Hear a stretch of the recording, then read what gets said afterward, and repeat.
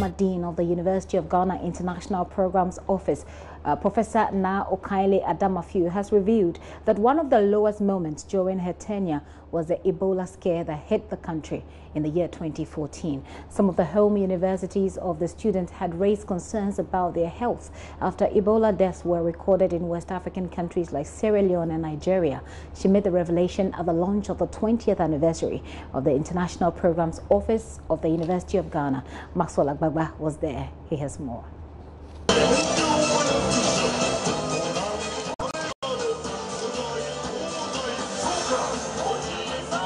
23-year-old Marina Tanimoto doing the Yasakoi dance from Japan.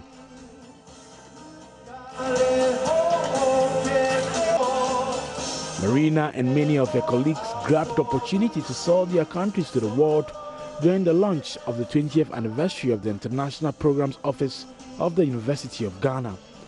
Since its establishment in the year 1997, the International Programs Office, IPO, has become home to hundreds of international students from across the world.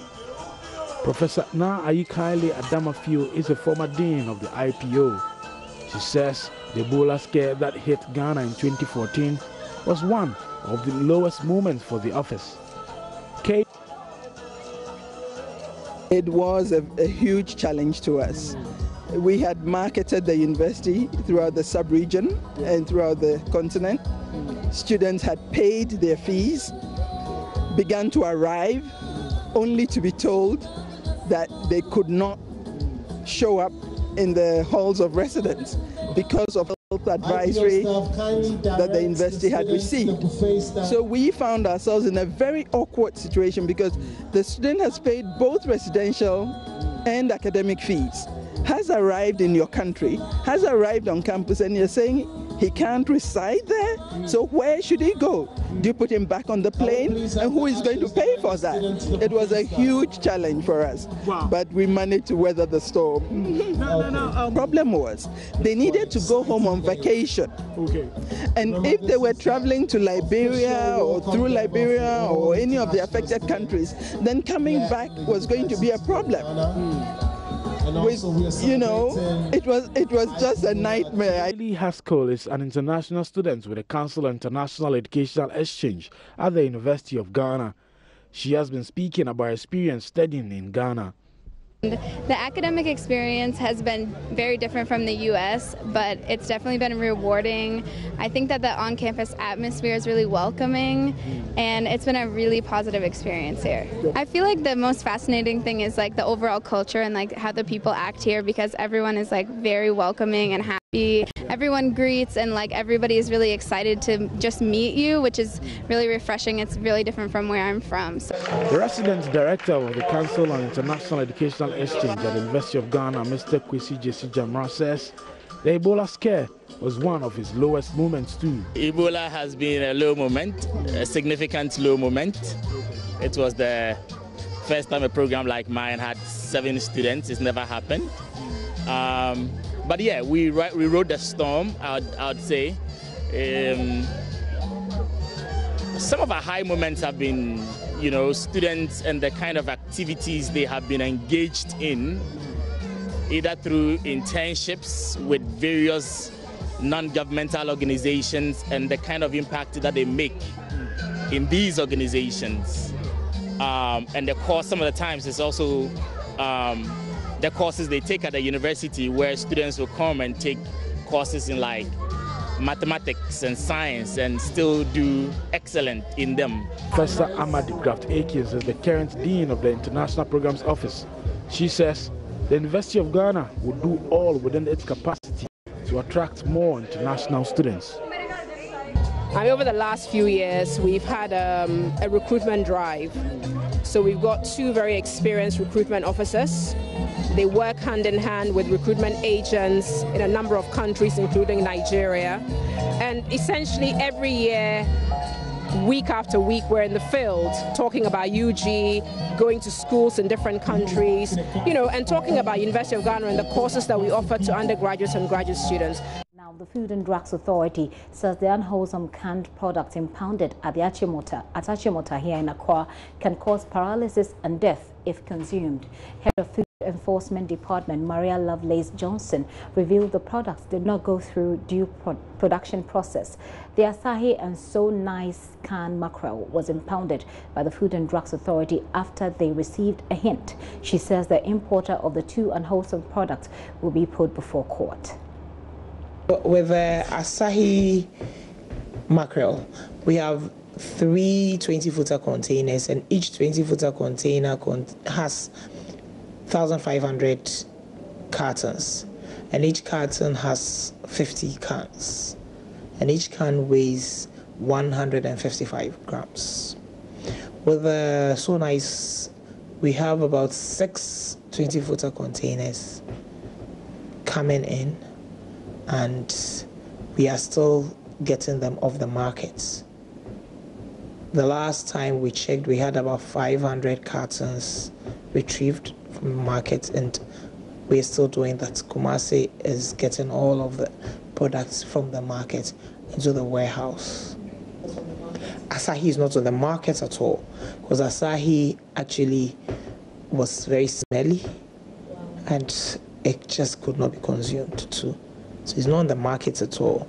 We've gotten all the Asahi and we've destroyed the Asahi. We have a few more even being destroyed as we're speaking. You know, per our law, if you're bringing in any food product, you need to register it before. Every food product has to have a market authorization from the Food and Drugs Authority before it is sold and distributed. And this importer wanted to dodge the system. So he just said, well, I'm not going to sell it in Ghana. I'm not going to distribute it in Ghana. We're just using Ghana as just for transit purposes. And so FDA didn't get involved at all. Because if we had gotten involved, we would have started the registration process. And all these problems wouldn't have happened. We would have detained them in warehouses and ensured that the registration process was complete. Before we register any product, we have 3 major components. One is the label evaluation. We have the second part being the laboratory analysis. And 1/3 part is the inspection of the manufacturing facility. With canned products, that's canned fish, canned meat, canned tomato paste and all, we go to the places where they are produced. Regardless, they could even be in Papua New Guinea, we still go there and do the inspection because we audit the system. So what is happening with Asahi is a clear evidence of the fact that there is a problem with the manufacturing processes. That Clostridium botulinum we're talking about produces some toxin, and that toxin, very little of it can even wipe out a population. It can cause paralysis, and it can be fatal as well. So it is so dangerous. That is why we take every canning process so seriously.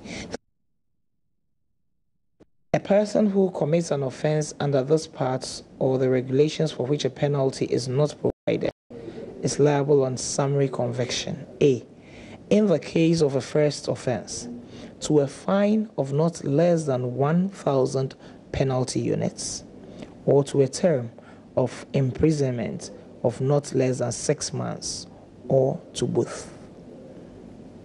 In the case of a subsequent offense, to a fine of not less than 500 penalty units, or to a term of imprisonment of not less than 2 years, or to both, or of both.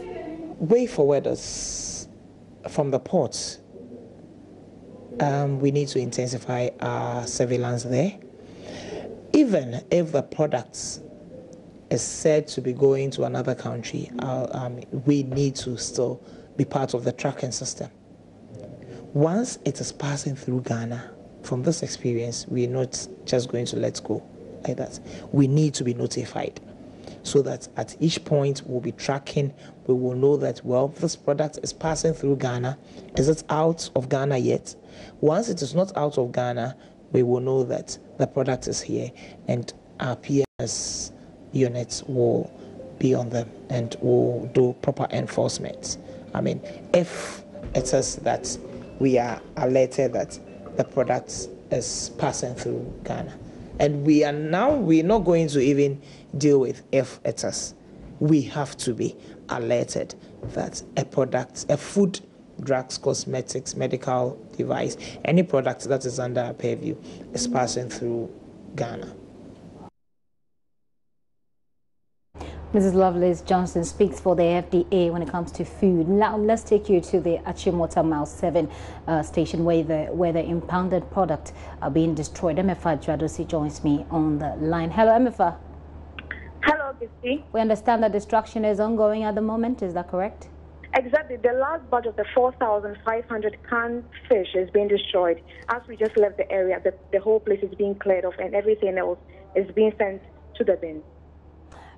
What are the authorities saying? The authorities, those who brought in these unwholesome products, have they been there, by the way? Yeah, initially I understand that the importer, aided them in the destruction of this particular canned product, and he's been given bail by the police and be arraigned before court.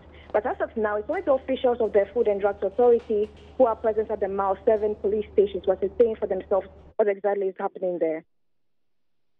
I understand that in the Ashanti region, that some products, So Nice canned fish, has also found its way there. Have they responded or spoken to that? Now, when I spoke to the head of food enforcement, she tells me that her outfit is still on the ground for the Ashanti region to ascertain and find out on the market the shops that are still having the So Nice canned products on their shelves. Because as to her, she says that the So Nice canned fish is still in the laboratory being tested. But what she says was that the two, Asahi and the So Nice can, is being brought into the country by the same importer, and so there was a need for them to do some laboratory tests to test whether the same So Nice was produced by the same manufacturer as the Asahi, which has been on which on the ground by the face value of itself is being unwholesome. Right. So now, so it's destroyed. I mean, the unwholesome products are destroyed. This gentleman is likely to be arraigned before court, and that's it, right?